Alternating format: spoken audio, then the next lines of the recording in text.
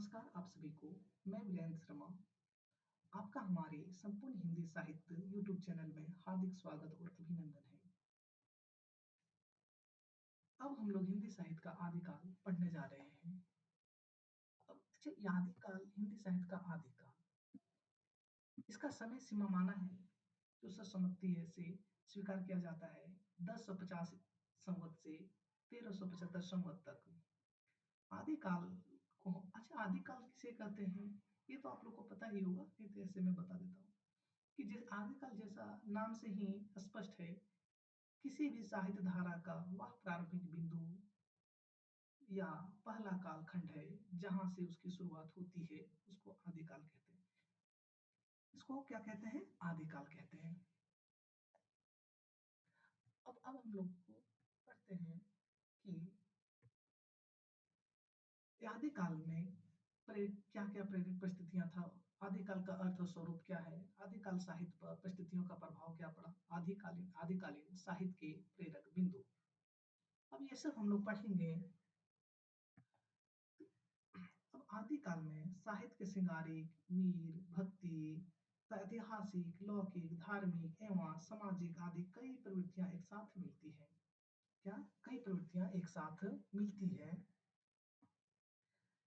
यही सब मिलने कई परिस्थितियां एक साथ मिलने के कारण ही रामचंद्र शुक्ल ने आदिकाल को क्या कहा? अनिर्दिष्ट। ठीक है, अनिर्दिष्ट लोक प्रवृत्ति का युग कहा है, अनिर्दिष्ट। देखो यहाँ लिख के मैं दिखा दे रहा हूँ।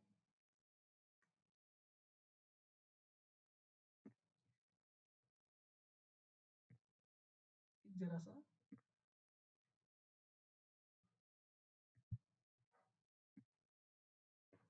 क्या कहा है? अनिर्दिष्ट लोक प्रवृत्ति का काल। ठीक है, अनिर्दिष्ट।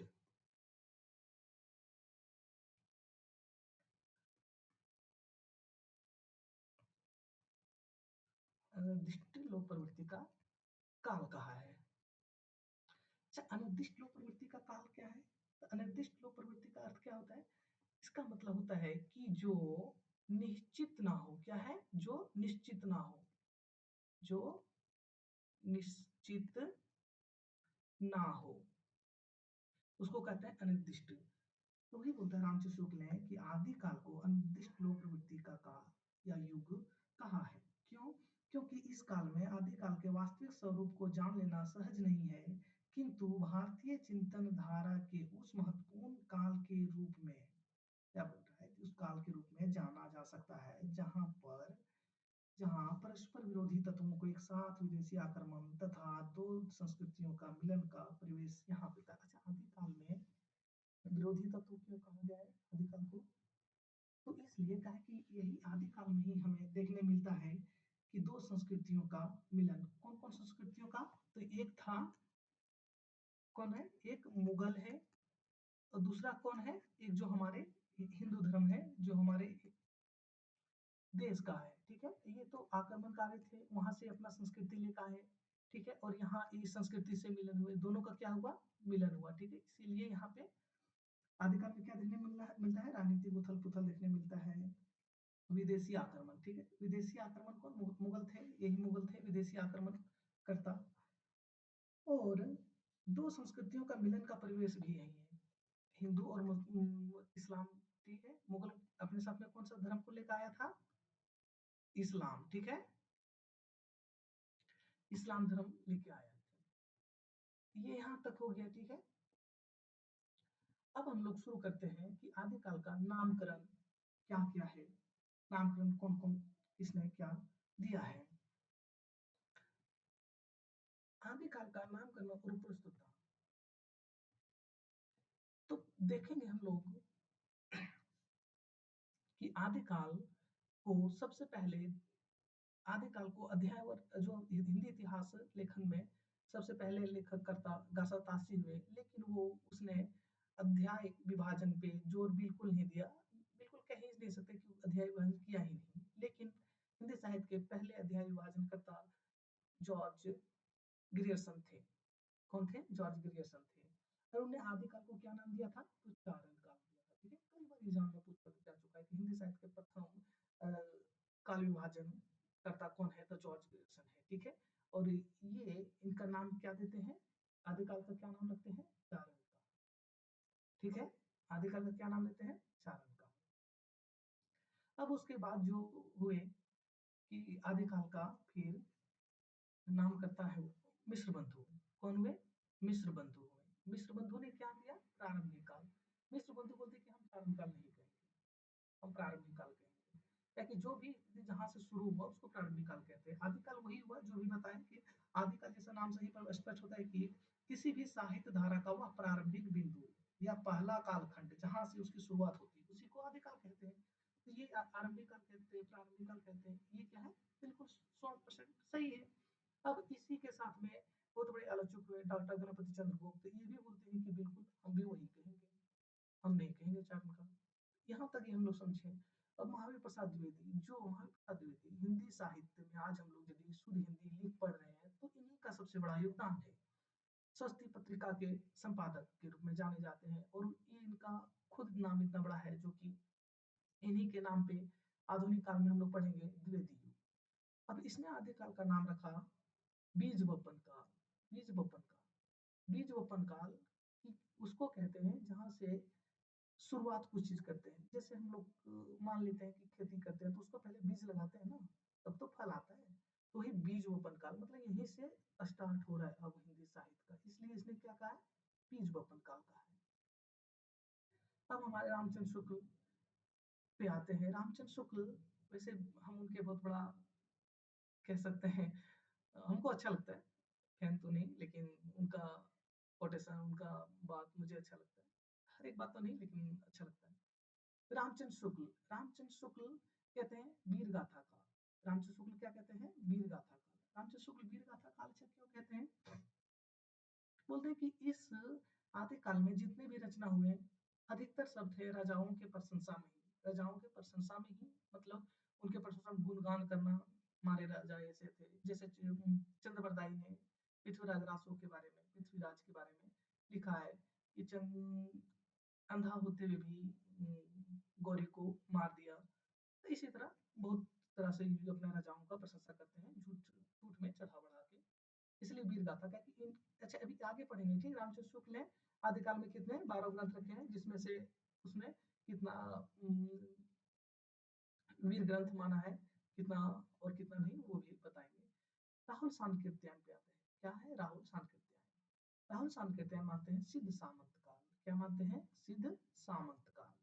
सिद्ध सामंत काल इसने इसलिए माना था कि अब आदिकाल में हम लोग को पढ़ना पड़ता है सिद्ध साहित्य, नाथ साहित्य, जैन साहित्य, जो कि आगे भी बताएंगे, आगे के स्लाइड में आएगा। तो उन्हीं के नाम पे इसने रखा है सिद्ध सामंत काल। विश्वनाथ प्रसाद मिश्र, विश्वनाथ प्रसाद मिश्र ने क्या नाम दिया आदिकाल को, तो वीर काल।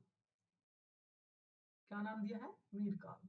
विश्वनाथ प्रसाद मिश्र से हम लोग कैसे याद रखेंगे कि वीर काल दिया है, तो एक बात याद रखना, याद करने के लिए ऐसे छोटा सा ट्रिक मैं अपना जैसे याद किया था कि विश्वनाथ प्रसाद कहाँ है, विश्वनाथ, विश्वनाथ प्रसाद काशी है ना, कॉरिडोर बनाया ना विश्वनाथ कॉरिडोर, विश्वनाथ प्रसाद वहां कौन से हैं, तो वहां शंकर है ना, भोलेनाथ।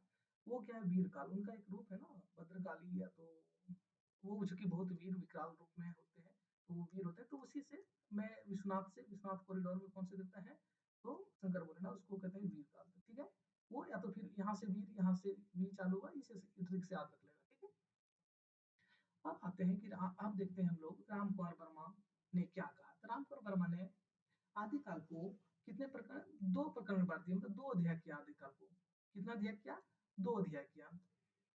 2 अध्याय किया, 2 अध्याय कौन कौन किया, एक संधि काल में बांट दिया और एक चारण काल में बांट दिया। अच्छा, संधि काल में बांटा और चारण काल में, ठीक है, संधि काल और चारण काल क्या है, तो संधि काल उसको कहते हैं जो एक छोर से दूसरे छोर में मिलता है। ठीक है, संधि काल। तो संधि काल क्या कहा, तो संधि काल ये था कि उस समय जिसमें आदिकाल का समय सीमा है 1050 से 1375 ईस्वी। तो उस समय क्या था, हिंदी भाषा का विकास था। ठीक है, विकास हो रहा था उसमें हिंदी भाषा, और अपभ्रंश भाषा पहले से चली आ रही थी, अपभ्रंश भाषा। ठीक है, अपभ्रंश भाषा कहाँ लिखूं, इधर लिख दे रहा हूँ। ठीक है, उसमें क्या चला आ रहा था, ठीक है, अपभ्रंश भाषा, ठीक है, अपभ्रंश भाषा प्लस, और जो 900 से 1000 ईस्वी के बीच में एक भाषा विकसित हुआ था जिसको अवहट कहते हैं, ठीक है, अव अवहट, ठीक है, ये दोनों मिलके, ये दोनों मिल रहा था, ठीक है, तो संधि हुआ ना, ये इसका और इसका मिलना, जब कोई दो लोग मिलते हैं तो उसको उसी को तो संधि कहते हैं ना, दो चीज का मिलना ही संधि हुआ, संधि में जोड़ना, ठीक है, जोड़ा, तो क्या हुआ, दो चीज मिल रहा है, अब इसका विकास हुआ, अपभ्रंश तो पुराना भाषा है, अब अवहट नया नया हुआ था, अब इसी समय हमारा जो हम लोग अभी बात कर रहे हैं, क्या, हिंदी भाषा का विकास हुआ, ठीक है, इसी समय, तो इसीलिए इसका नाम क्या दिया, संधि डाल दिया, ठीक है, यहाँ तक उम्मीद है कि समझ में आ रहा होगा आप लोग को। अब हजारी प्रसाद द्विवेदी जो कि बहुत बड़ा आलोचक हुए, ठीक है, और बहुत सटीक, तो हजारी प्रसाद द्विवेदी ने आदि काल नाम दिया, और यही नाम से हम लोग आज पढ़ रहे हैं, आदि काल नाम से, क्योंकि यही काल, यही नाम ज्यादा सटीक है। अब क्यों, सो आगे बताएंगे। अब जय काल, ठीक है, कई बार एग्जामों में पूछा जा चुका है, ठीक है, ये बहुत ज्यादा इंपॉर्टेंट, हाँ, रामकुमार वर्मा होगा। अब थोड़ा कलर बदल लेते हैं कुछ पेन का,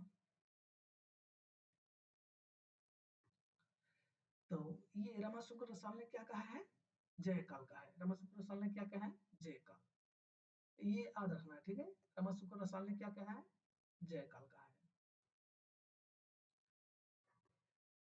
रमाशंकर रसाल ने क्या कहा है, जय काल का है, ठीक है।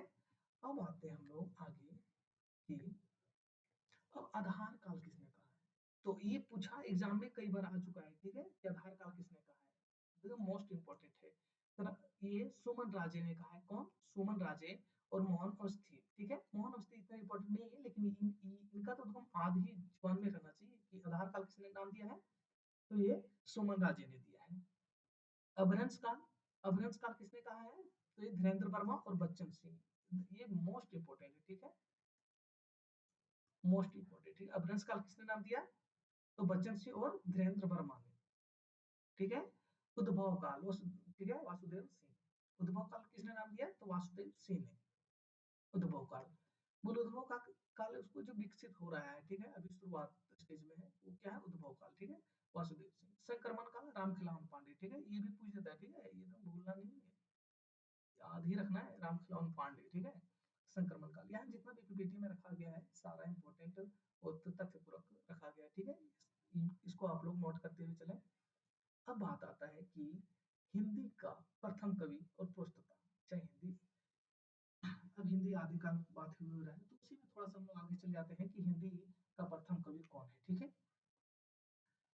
तो ये जो बोलते हैं पुष्प या पुंड, ठीक है, पुष्पदंत या पुंड, ठीक है, ये पुष्पदंत या पुंड किसने माना है, शीशु सेंगर ने माना है, किसने, शीशु सेंगर ने माना है पुष्प या पुंड को, ठीक है, शालिभद्र सूरी को, शालिभद्र सूरी को गणपति चंद्रगुप्त ने माना है, ठीक है, भारतेश्वर बाहुबली रास का इस रचनाकार है, ठीक है, स्वयंभू रामकुमार वर्मा ने माना है, सरप्पा रामचंद्र कृत्या डॉक्टर नगेंद्र ने माना है, और सब सर्वसम्मति से इन्हीं का मान्य, ठीक है, हिंदी साहित्य का पहला कवि कौन है, तो ये सरप्पा है।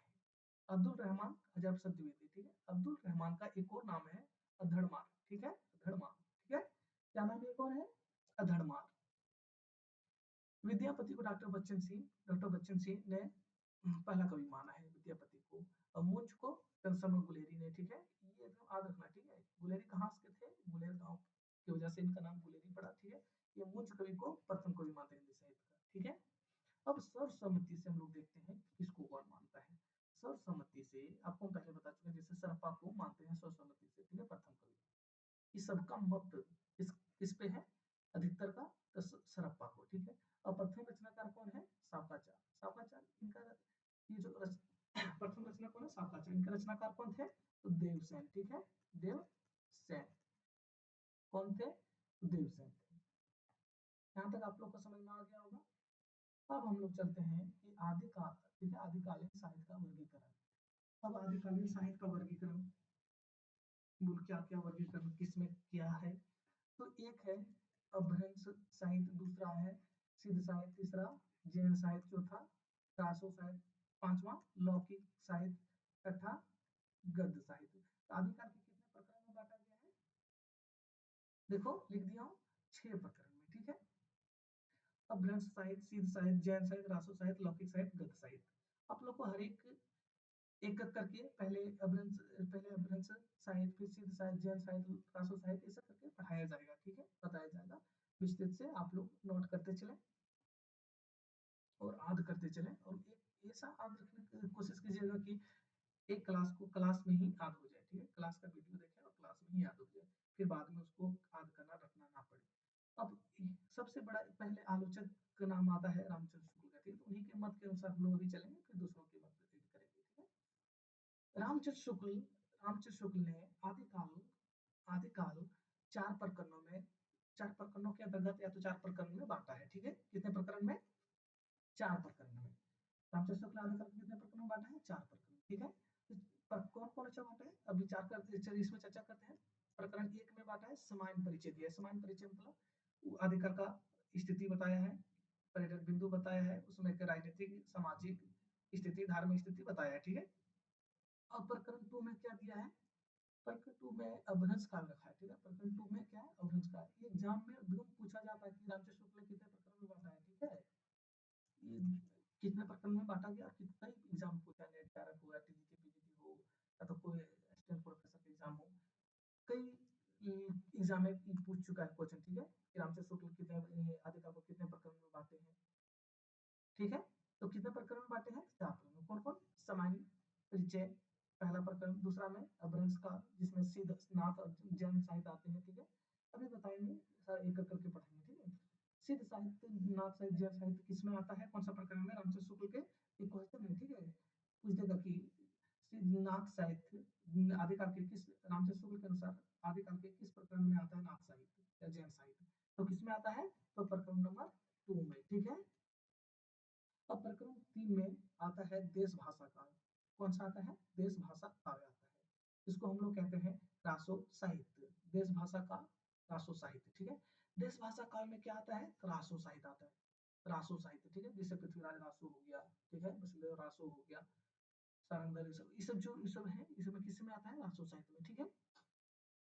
और प्रकरण 4 में रखा है क्या, फुटकल रचनाएं। फुटकल रचनाएं जो हमें खुसरो और विद्यापति की पदावली, ठीक है, ये सबको क्या कहते हैं, फुटकल रचनाएं।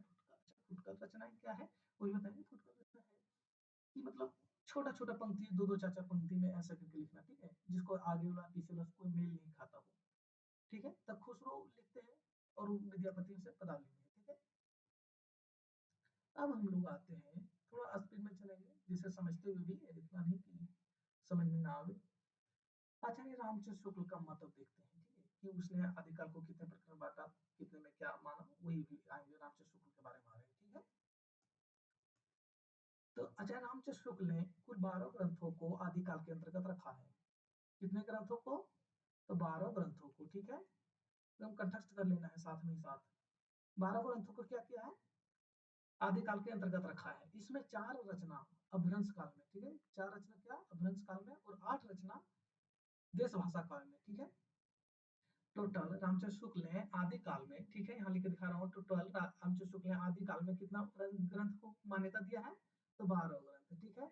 अब उसमें से क्या किया है, उसमें से 4 ग्रंथ को इसने क्या दिया है, अपभ्रंश में माना है, और 8 ग्रंथ को इसने इसमें माना है देश भाषा, ठीक है, देश भाषा में, ठीक है। और यहाँ किसने माना है, ये अपभ्रंश में, ठीक है, इसमें माना है, ये अपभ्रंश में माना है। और अपभ्रंश भाषा, अच्छा अपभ्रंश 4 गो रचना माना, लेकिन अपभ्रंश का कौन कौन सा रचना माना है, अपभ्रंश का कौन कौन सा रचना माना है 4 गो, तो हम लोग देखेंगे कि पहला है विजयपाल रासो, ठीक है, इनके लेखक कौन है, नल सिंह। और कितना में लिखे हैं, तो संवत 1355 में रामचंद्र शुक्ल बताते हैं कि ये इनका लिखा हुआ है 1355 संवत में, विजयपाल रासो, ठीक है। आज कहते चला है विजयपाल रासो का नल सिंह, और हम दूसरा हमीर रासो का सारंगधर, हमीर रासो का सारंगधर, ये कितना लिखा गया था 1357 संवत में, इसमें बता रहा है संवत में ही है, ठीक है। अच्छा संवत में और ईस्वी में अंतर पता है, संवत में जैसे संवत में संवत को ईस्वी में निकालने के लिए कितना, 57 को, सॉरी 57 को, 57 को क्या करना है, घटा देना है, ठीक है, 57 को घटा देना, तो ये क्या निकल जाएगा ईस्वी में, ठीक है। क्या करना है, 57 घटा देंगे तो क्या इसमें निकलेगा, जैसे अभी 1300 1357 है, ठीक है, तो इसमें क्या करेंगे 57 57 घटा देंगे तो कितना हो जाएगा 1300, ठीक है, 1300 ये ईस्वी हो गया। हाँ चलो, यहाँ आप लोग को समझ में आ रहा गया होगा, थोड़ा सा इसको मिटा देते हैं।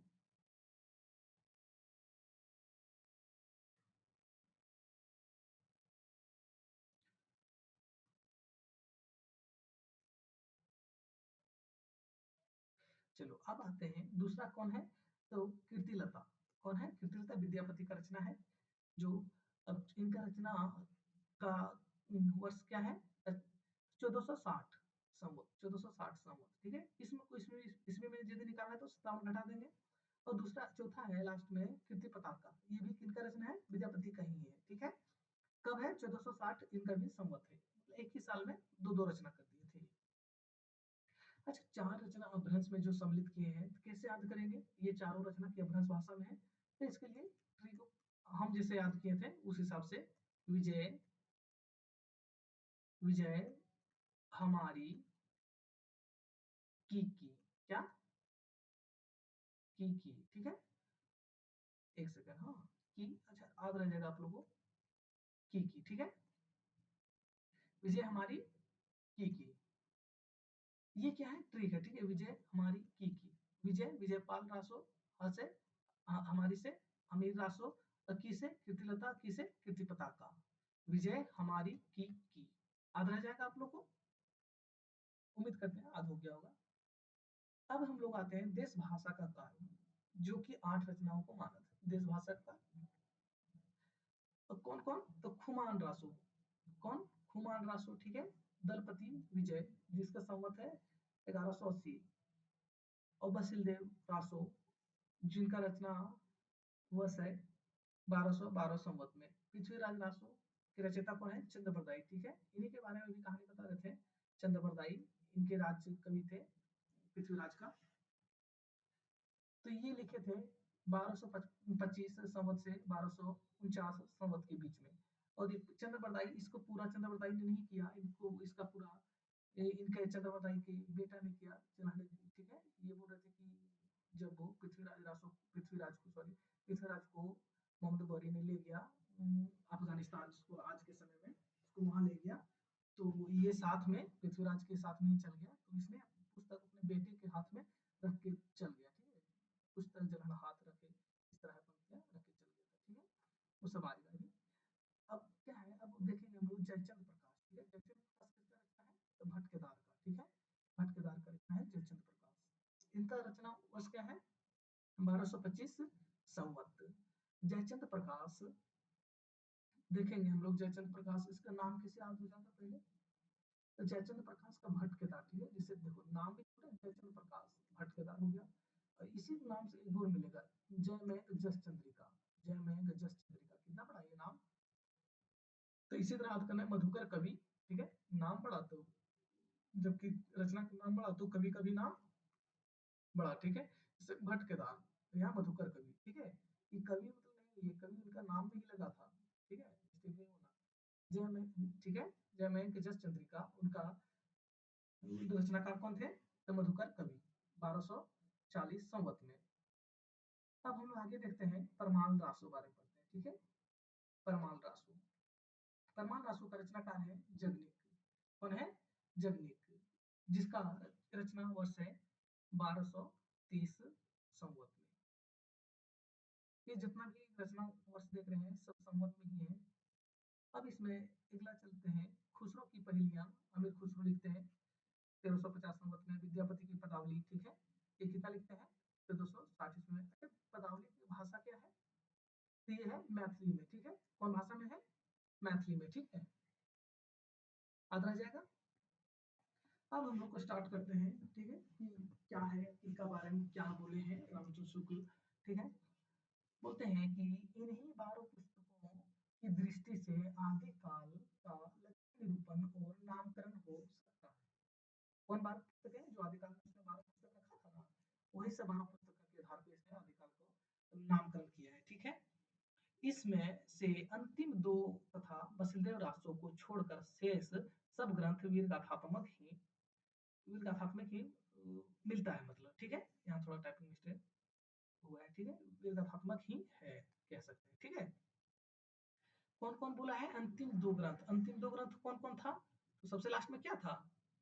पदावली था ना विद्यापति का, पदावली था, और उसके ऊपर में कौन था? खुसरो का, है ना, खुसरो का, खुसरो की पहेलियां, सॉरी, खुसरो की पहेलियां, ठीक है, खुसरो की पहेलियां। ये रचना हो गया, दो को सब छोड़ के, और एक उसके साथ में एक और किसने जोड़ दी, क्या जोड़ दिया? बसिलदेव रासो, ठीक है, बसिलदेव रासो, बसिलदेव रासो को इसलिए कहा कि बसिलदेव रासो को श्रृंगारिक रचना है, ना कि वीर काव्य, ठीक है। तो रामजस उनके बारे में कहते हैं कि ये वीर काव्य मतलब है ही नहीं, से श्रृंगारिक रचना, आभास मात्र होता है, ठीक है।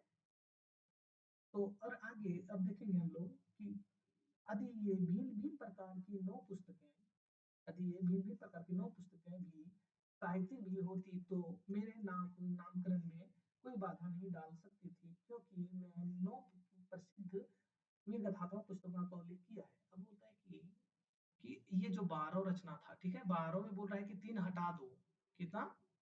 3 हटा दो, ठीक है, तो टोटल कितना बच गया? 9 पुस्तकें, ठीक है। 9 कौन? उधर से 4 को था ही, और उसमें से इधर से 3 हटा दिया, ठीक है, उधर से 4 था ना, और इधर 8 था ना, 8 में से उसमें कितना हटा दिया? 3 को नीचे वाला हटा दिया, कितना हो गया? 5 बच गए ना इधर, तो 5 हो गया, ठीक है, 5 4 जोड़ देंगे तो 9 हो जाए। यही सब पुस्तकों का इसने, और यही 9 पुस्तकों के आधार पे ही इसने क्या किया है? नामकरण किया है, ठीक है, कि वो सब यदि नहीं पुस्तक रहता चाहे तो भी।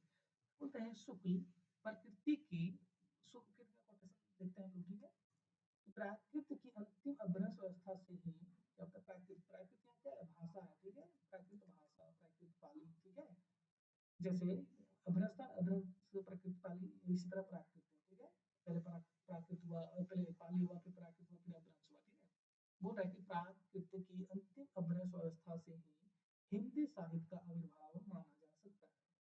तो प्राकृत भाषा की अंतिम अभ्रंश व्यवस्था से, प्राकृत जब भाषा खत्म हुआ तो उसके बाद कौन सा हुआ? अभ्रंश भाषा स्टार्ट हुआ, ठीक है, अभ्रंश भाषा, बोला कि इसका अंतिम और इसका स्टार्ट, जो यहाँ का पॉइंट बिंदु में मिलता है, यहाँ से हिंदी साहित्य का उद्भव होता है, मतलब यहाँ से हिंदी साहित्य का जन्म होता है, क्या है? यहाँ से हिंदी साहित्य का जन्म होता है, ठीक है। उस समय जैसे गाथा कहने से प्राकृत का बोध होता था, वैसे ही दोहा या दुहा कहने से अपभ्रंश में प्रचलित का भाषा पद्य समझा जाता था, क्या बोध होता है, ठीक है। अच्छा, दोहा या दुहा क्या है? तो दोहा या दुहा अपभ्रंश भाषा का अपना एक छंद है, ऐसे लिख सकते, ठीक है। और प्राकृत भाषा का गाथा था उसका, जैसे यहाँ लिखा है, कहा गया उस समय जैसे गाथा कहने से प्राकृत भाषा का बोध होता था, गाथा जैसे एक, ठीक है, मैं एक्चुअली नाम नहीं याद कर पा रहा हूँ अभी, फिर गाथा कहने से क्या बोध होता था? प्राकृत का बोध होता था, ठीक है। अब हम लोग देखते हैं, अच्छा यहाँ पे इसी का कोटेशन टाइप में एक था हजारी प्रसाद द्विवेदी का, कि दोहा या दुहा अपभ्रंश का अपना छंद है, हजारी प्रसाद द्विवेदी का कहना है, ठीक है। तो ये जैसे ये गाथा छंद था ना, और ये दुहा या दोहा छंद था, इसी तरह बोलता है यहाँ रामचंद्र शुक्ल और हजारी प्रसाद द्विवेदी थोड़ा मिस्टेक नहीं कर जाना, ठीक है। यहाँ बोलता है कि ध्यान सुना, उस समय जैसे गाथा कहने से प्राकृत का बोध होता था वैसे ही दोहा या दोहा कहने से अपभ्रंश का बोध होता था। लेकिन यही हरियाणा द्विवेदी कहते हैं दोहा या दोहा अपभ्रंश का अपना छंद था, क्या?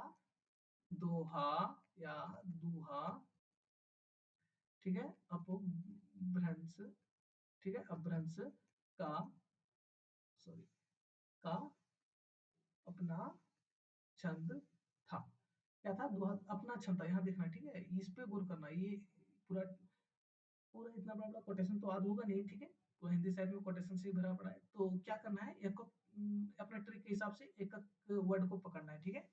ये क्या क्या है, देखो रामचंद्र शुक्ल ने बोलता है दुहा दुहा कहने से अपना अभ्रंश में प्रचलित बोध होता था, ठीक है। अब ये क्या बोलता है? बोध होता था, जिससे बोध होता था, ठीक है, तो वहां है रामचंद्र शुक्ल, इसने कहा है कि दोहा या दुहा अभ्रंश भाषा का अपना छंद था, ठीक, अपना छंद था, ठीक है, अपना से पकड़ेंगे हम लोग किसको? हजारी प्रसाद द्विवेदी को, ठीक है, हजारी प्रसाद द्विवेदी, ठीक है। अब देखते हैं कि हिंदी हिंदी साहित्य का आदिकाल संवत कब से मानते हैं रामचंद्र शुक्ल ने? 1050 संवत से लेकर 1375 तक, ठीक है। अर्थात महाराज भोज के समय से लेकर हमीरदेव के समय तक कितना 1050 से कितना 1375 ईस्वी संवत, सॉरी संवत, ठीक है। अच्छा 1050 से क्या अर्थ निकलता है? 1050 से क्या अर्थ निकलता है? तो महाराज भोज, ठीक है। महाराज महाराज भोज और 1075 संवत से लेकर थोड़ा सा बोल रहा है कि पीछे तक, ठीक है, मतलब हमीरदेव तक, ठीक है, हमीरदेव तक, हमीरदेव तक 1050 यदि बोले कि महाराज भोज के समय से हमीरदेव के कुछ पीछे समय तक आदिकाल का समय सीमा किसने माना है, तो क्या होगा? रामचंद्र शुक्ल, ठीक है, रामचंद्र शुक्ल। याद रह जाएगा आप लोग इतना, याद हो जाएगा उम्मीद करता हूँ मैं। अब हम लोग आते हैं कि रासो काल, ठीक है, रासो काल क्या है, किसे कहते हैं, ठीक है।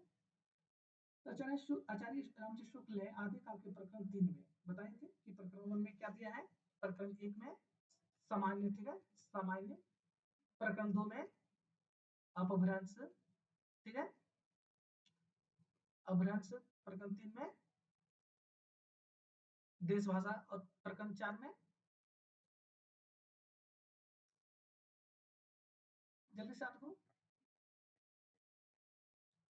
कहा गया, देखो प्रकरण 4 में क्या दिया था, फुटकल रचनाएं, ठीक है, खुसरो और विद्यापति को क्या दिया है, विद्यापति और खुसरो को, ठीक है। तो इसमें से याद रखना, फुटकल रचनाएं के लिए लिख देता हूँ, फुटकल रचनाएं, ठीक है। अब हम लोग यहाँ देखते हैं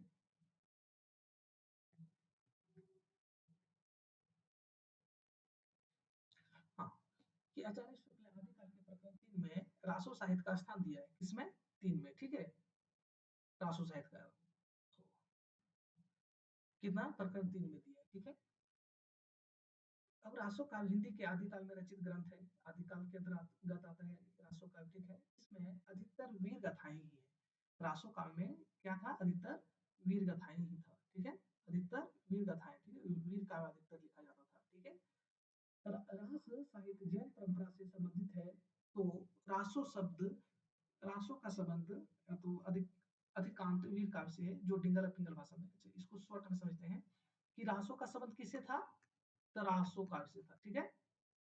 अब कैसा लिखा जाता था, तो ये सबसे पहले डिंगल, ठीक है, डिंगल या पिंगल, ठीक है, पिंगल शैली में लिखा जाता था, कैसा शैली में, ठीक है, लिखा जाता था।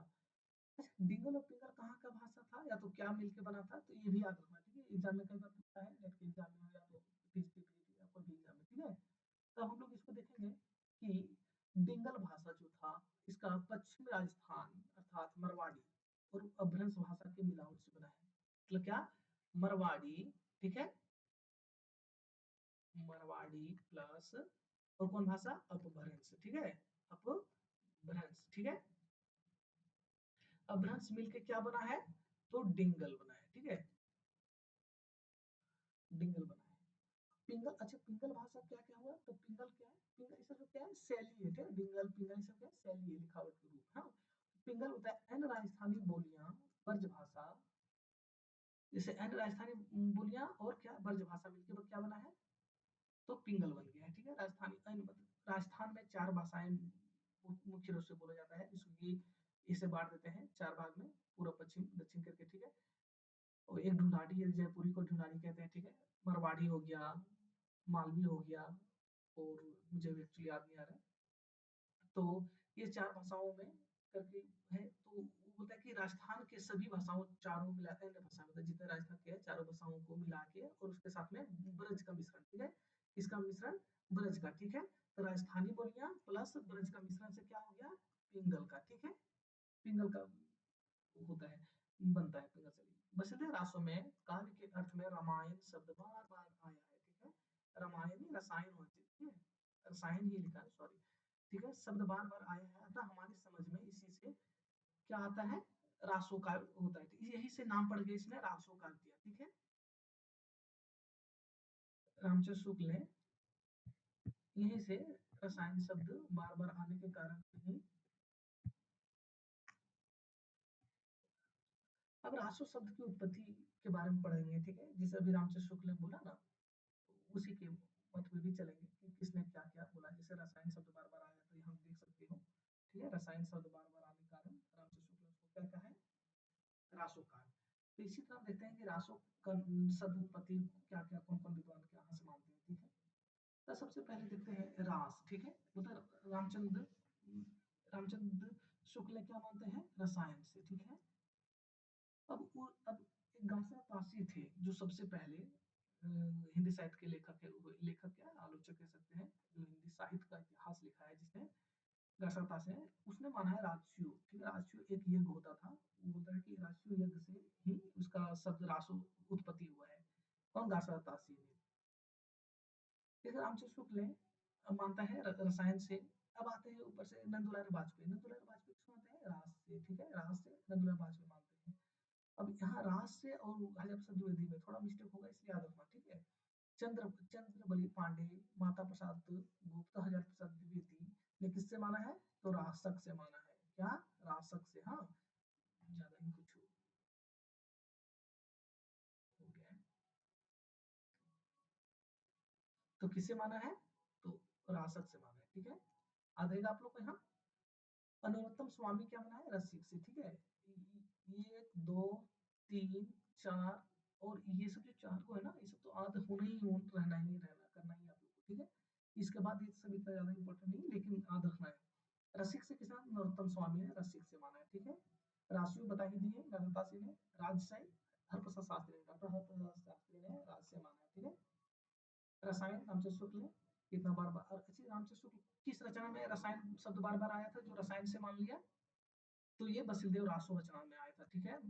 बहुत बार एग्जाम में ये भी पूछा गया क्वेश्चन, ठीक है। कौन सा रचना में आया था, तो बसुदेव रासो में।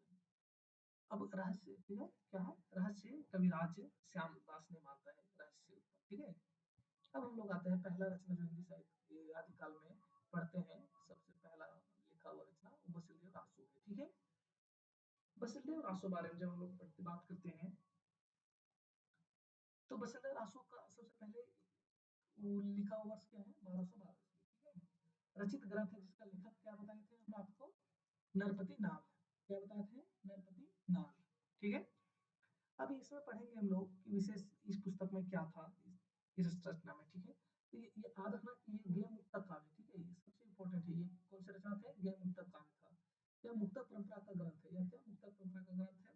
बसुदेव रासो का प्रमुख रस श्रृंगार रस है, यही वजह से रामचंद्र शुक्ल ने इसको वीरता की श्रेणी में नहीं लेता है, ठीक है।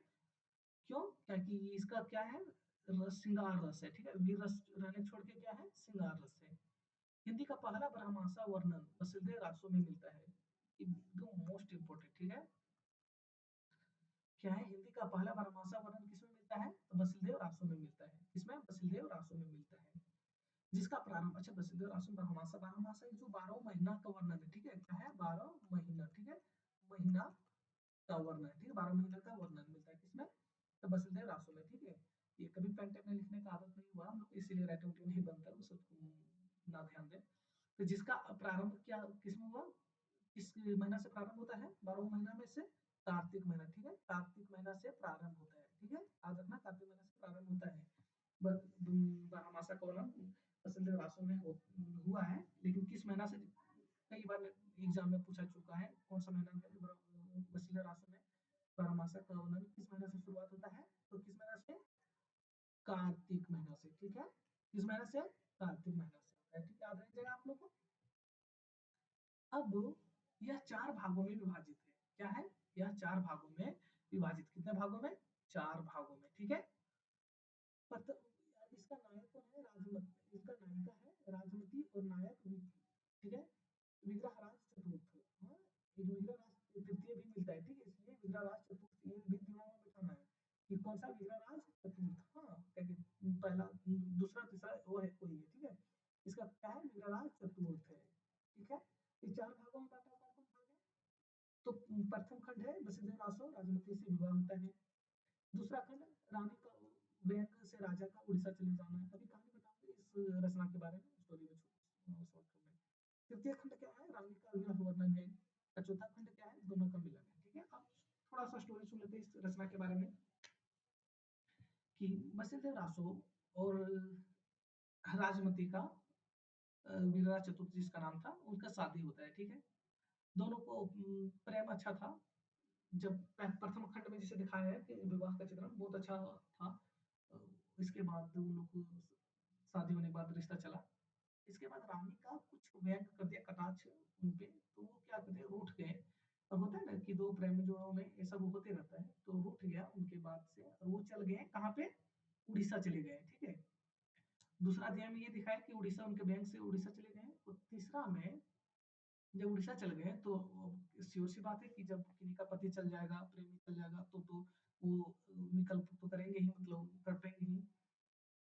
तो वो रानी तीसरा में क्या दिखाया, वही विरह वर्णन। ठीक है, विरह वर्णन तड़पती है कैसे याद करके, तो तीसरा में। और चौथा में फिर से जब ये पता चलता है राजा को कि वो रानी इतना व्याकुल है मेरी वजह से, गलती से ऐसा कुछ बोला, तो रानी आ जाता है, राजा आ जाते हैं रानी के पास। ठीक है, किसके पास, राजमती के पास।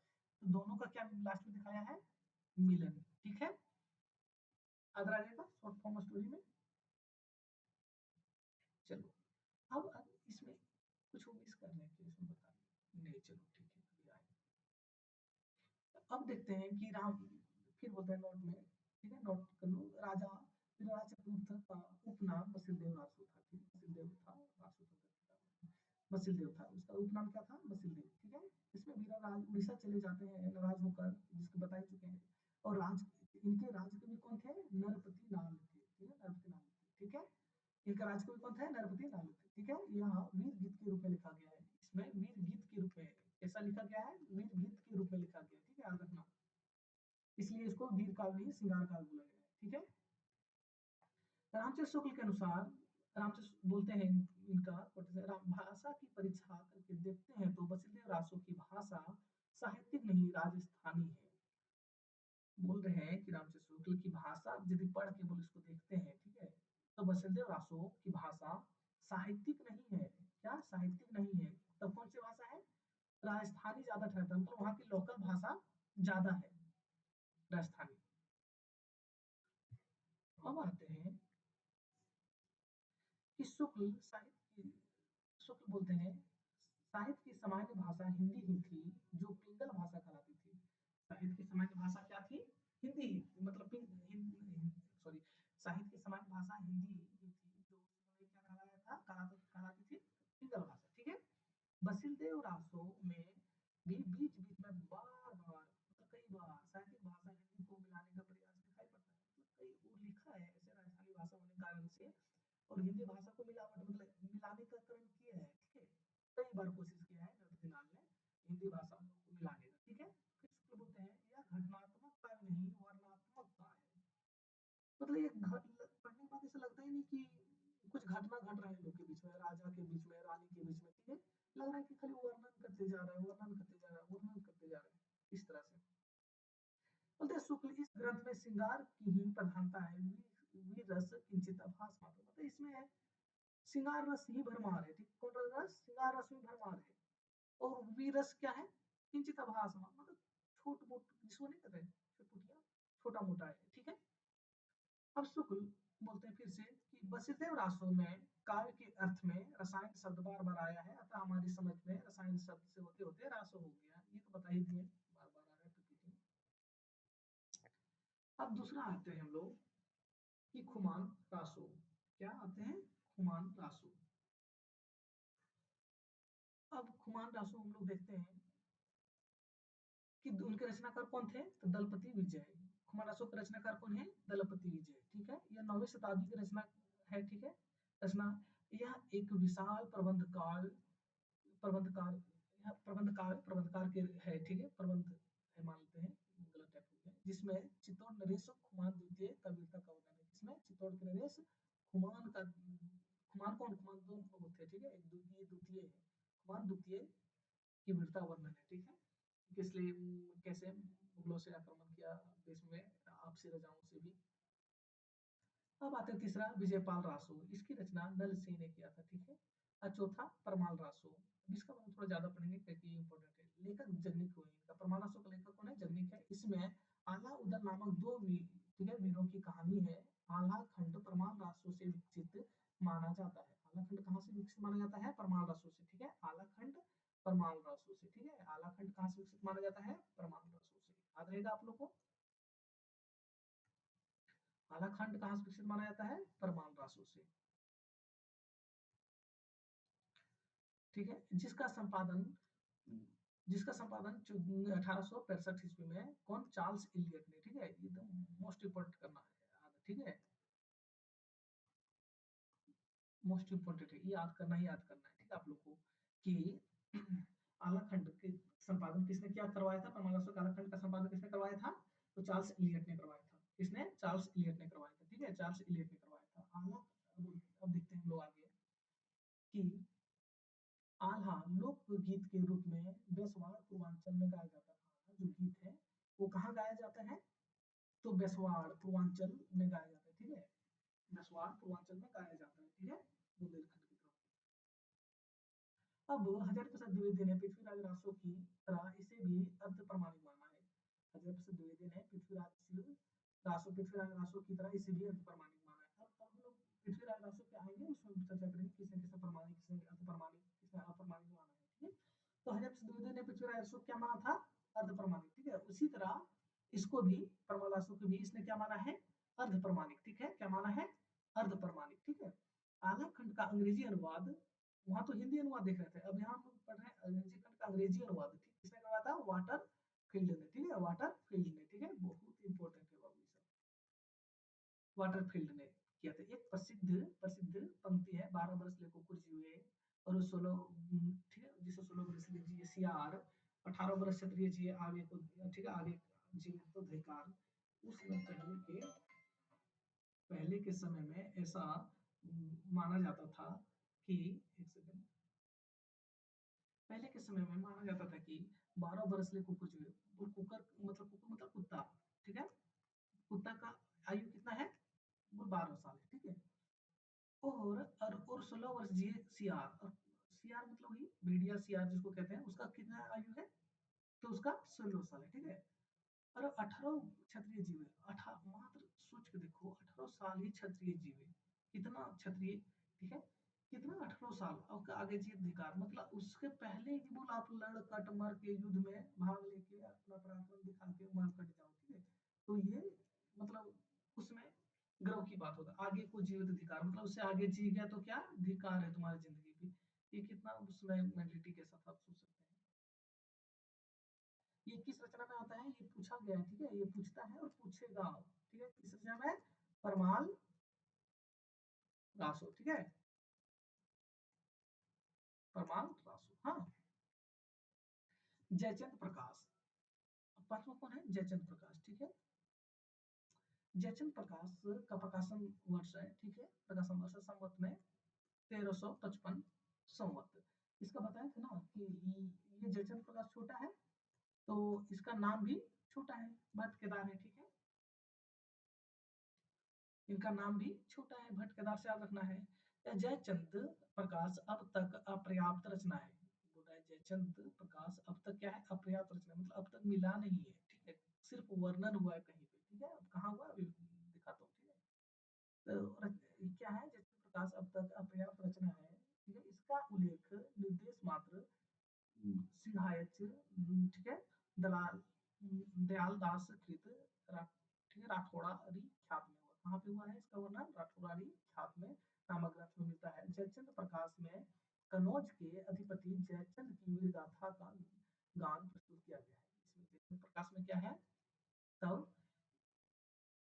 जयचंद में क्या है? कनौज के राजा थे, कौन? जयचंद। जयचंद कौन? जयचंद वही गौरी को बुलाने वाला पहला आक्रमणकर्ता जो भारत में आया था, वो किसने बुलाया था? जयचंद ने ही, ठीक है। कहते हैं कि घर का भेदी लंका ढाए, इसी तरह किया था कि अपना मतलब आपसी दुश्मनी को बड़ा, मतलब कहते हैं जैसे कि एक दो भाई में लड़ा, लेकिन एक भाई को मरवाने के लिए कहीं दूसरे से बाहर से आया मरवाने के लिए, ठीक है, इसी तरह किसने किया था? इस तरह ये जयचंद ने किया था, ठीक है। इसीलिए कहते हैं, कहावत हम लोग हमारे देश में है ना कि जयचंद ऐसा मत करो। जयचंद मतलब कि नाम से ही पता चल रहा है जयचंद, अब तो हमारे यहाँ एक कहावत बन गया है कि जयचंद, जयचंद हो क्या, मतलब पीठ के पीछे अपने आदमी को ही डुबा देना, मार देना, काट देना। अब वीर गाथा गाने की, इसमें जयचंद्र प्रकाश ने किसका गुणगान किया है? तो जयचंद्र प्रकाश में जयचंद का किया गया है, ठीक है। वीर रस प्रधान, या क्या है, वीर रस प्रधान गीत है, ठीक है। इसमें जय बैंक में आते हैं, जय बैंक, ठीक है। जय बैंक जस चंद्रिका कवि मधुकर भट्ट का है, जय बैंक जस चंद्रिका किसका है? मधुकर भट्ट का, ठीक है। यह रचना भी अनुपलब्ध है, यह रचना भी नहीं मिला है, लेकिन इसका भी उल्लेख कहाँ मिलता है? वही राठौरी ख्यात में, ठीक है। जो बीकानेर के राज पुस्तक भंडार में, ये पुस्तक कहाँ रखा गया है? जो राठौड़ी ख्यात बीकानेर के राज पुस्तक भंडार में सुरक्षित है, ठीक है। उसी में उल्लेख मात्र है, ठीक है। राठौड़ा रिख्यात नामक ग्रंथ के रचनाकार, ठीक है, सिंहाइच दयाल दास नामक कोई रचनाकार थे। कौन थे? सिंहाइच दयाल दास नामक कोई रचनाकार थे, ठीक है। इसमें राजा जयचंद की कृति गाथा है, जो उसमें वर्णन वही इसमें है, ठीक है। सर्वप्रसाद द्विवेदी ने इस दोनों ग्रंथों या दोनों रचनाओं को मात्र नोटिस मात्र कहा है, क्या? मात्र नोटिस मात्र कहा है। किसने कहा है? क्या? मात्र नोटिस मात्र कहा है, ठीक है। अब देखा, अब हम लोग बात करते हैं,